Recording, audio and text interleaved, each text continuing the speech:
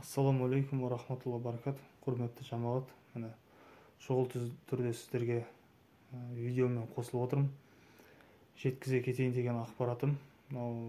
Қазір көп мұсылмандар бір-біріне айтады, намаз оқы, намаз баста деп, яғни намаз оқымай жүрген бауырларына.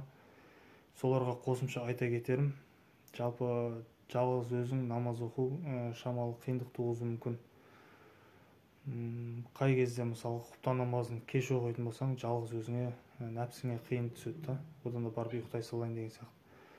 Ал егер де сен 2-3 адам болып жамағатпен оқитын болсаң, онда сен намаз оқу саған жеңіл түседі. Өйткені ол намаздың қасиеті сондай, уже жамағат болған кезде оңай болады да. Не үшін айтады? Мешітте пайғамбар саллаллаху алейхи вассалам мешітте оқыған намаздың сауабы 27 есе артық деп айтады ғой. Сол сияқты жалпы күндіз үйде оқи бересің, бірақ жамағатпен оқыған кезде ол жерде жауапкершілік көп болады, шынайылық көп болады да. Ал жалғыз өзің тұрған кезде сен ол тек қана намазда емес, кез келген істе жалғыздың шаңы жаяудың шаңы шықпас, жалғыздың үні шықпас деген сияқты. Кез келген мысалға бір жаңа нәрсені үйренетін болсаң, саған ұстаз керек деп айтады. Себебі ұстазсыз болсаң, сен жалғыз өзің боласың да, сен бастайсың да, ол нәрсені тастап кетесің. Себебі сен ол кезде жалғыз болып қалдың да. Сол үшін сен қасында бір 2-3 адам болса, немесе ұстазың болса кемінде, ол тірлікте саған уже жеңілдік пайда болады. Яғни осы қорытындылап айта кетейін дегенім, намаз бастайтын бауырларыма айтарым, намазды бастағыларыңыз келсе, жүректеріңізде кішкентай болсын, иман болса, ля иляха илlalлах мұхаммад деген мұсылмандар, намаз бастаймай жүрсеңіздер, мешітке барыңыздар. Бірінші кеңесім, 5 уақыт намазды мешітке барып үйреніңіздер. Мешітте намаз басталады, сол кезде азан айтып, азаннан кейін 10 минуттан кейін, әр кезде сондай аралықтан кейін намаз оқиды.